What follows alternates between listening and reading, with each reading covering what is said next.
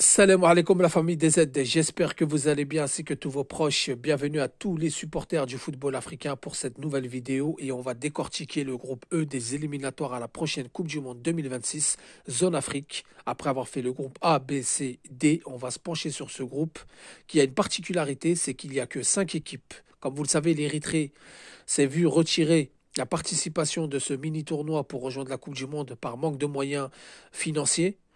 Donc, il faut savoir qu'avant la cinquième et sixième journée, il y a eu 4 journées, bien évidemment. Il y a des équipes qui se sont retrouvées sans jouer et ça peut poser problème. En tout cas, les points ne sont pas comptabilisés. C'est-à-dire que l'Érythrée, on a mis perdant sur tapis vert contre tous leurs adversaires, mais leurs adversaires ne ramassent pas les 3 points. C'est comme si on partait à zéro, en fait.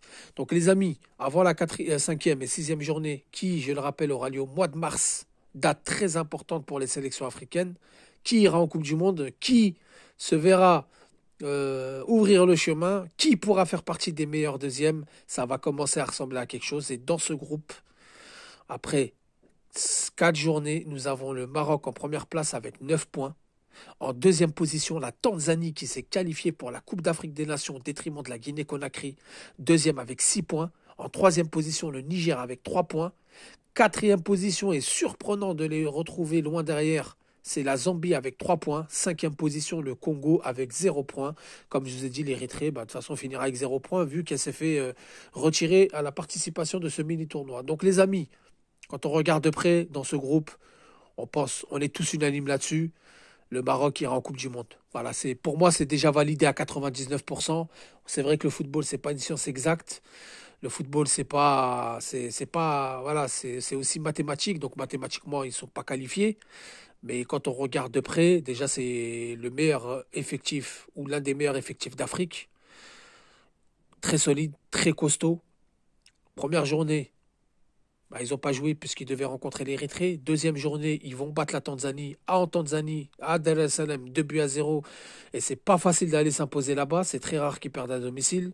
Troisième journée, ils battent la Zambie difficilement à domicile, 2 buts à un. Et ensuite, ils déroulent contre le Congo 6-0.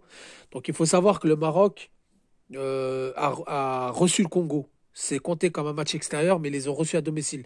Donc ça va arriver, hein. Il me semble que la Zambie s'est vu retirer l'homologation de leur stade, donc il se pourrait qu'ils les reçoivent à domicile pour le match retour. Face au Niger, le Niger n'a pas de stade homologué, donc ils les recevront chez eux. Donc c'est pour ça aussi d'un côté. Et même sans ça, les amis, hein, on a vu pour la qualification à la Coupe d'Afrique, ils ont été battre le Gabon 5 buts à 1. C'est pas facile d'aller mettre 5-1 au Gabon. Il me semble, moi j'ai jamais vu une équipe mettre 5-1 face au Gabon, même si c'était difficile en début de match, certes. Mais mettre 5 buts derrière au Gabon, c'est très compliqué. Donc, même sans ça, je pense qu'ils auraient été en Coupe du Monde, peut-être un peu plus difficilement, car se déplacer au Congo, c'est jamais facile. Se déplacer en Zambie, c'est jamais facile. Et là, en jouant tout à domicile, je pense que c'est plié pour le Maroc. Maintenant, il faut regarder une chose, c'est pour la deuxième place. Donc avant de parler de la deuxième place, lors de la cinquième journée, le Maroc se déplacera au Niger. Il me semble qu'ils vont les accueillir à domicile. Reprenez-moi en commentaire si je me trompe les amis, mais il me semble qu'ils vont les accueillir à domicile. Donc ça sera un match à domicile. Et lors de la sixième journée, ils vont recevoir la Tanzanie qu'ils ont battu chez elle, là où il y a eu, ils sont déplacés à Dar es Salaam. Donc c'est pour ça, pour moi, c'est les 6 points assurés et le Maroc va filer loin devant. En plus, en battant la Tanzanie qui est deuxième, qui est son concurrent, il me semble qu'ils ont un match en plus, vont les distancer. Donc c'est pour ça que je vous dis le Maroc, pour moi, c'est plié sans dire en Coupe du Monde. Et ensuite, en deuxième place, la Tanzanie a moyen d'aller chercher les places parmi les meilleurs deuxièmes, car comme je vous le rappelle, il y aura des barrages avec les 4 meilleurs deuxièmes.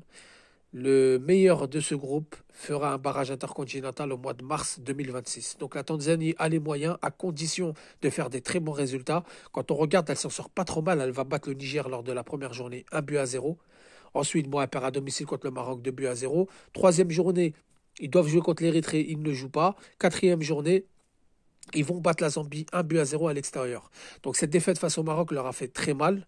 Et lors de la cinquième journée, la Tanzanie recevra le Congo et je pense qu'ils vont les battre. Ils ont les moyens de les battre avant de se déplacer au Maroc où au pire des cas, ils se regroupent tous derrière et ils essaient de prendre la match nul, mais ça va être compliqué. Donc la Tanzanie a moyen de finir parmi les meilleurs deuxièmes, vu qu'il y a un boulevard devant eux. Le Niger, malheureusement pour elle, elle n'a pas le niveau. La Zambie qui a très mal démarré.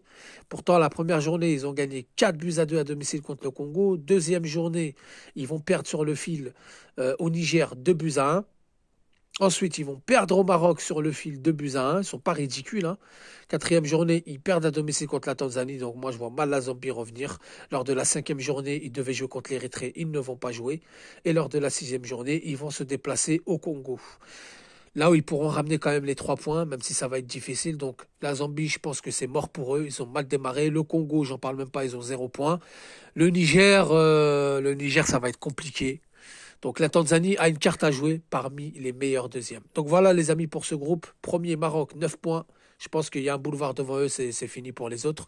Deuxième Tanzanie, 6 points. Troisième Niger, 3 points. Quatrième Zambie, 3 points. Cinquième Congo, 0 points. Et enfin l'Érythrée, dernière position. Ça ne bougera pas puisqu'ils sont retirés de cette qualification à la Coupe du Monde. Donc les amis, dites-moi ce que vous en pensez en commentaire de ce groupe. Dites-moi si vous êtes d'accord avec moi. Merci d'avoir visionné la vidéo. Je vous dis salam alaikum, que la paix soit sur vous.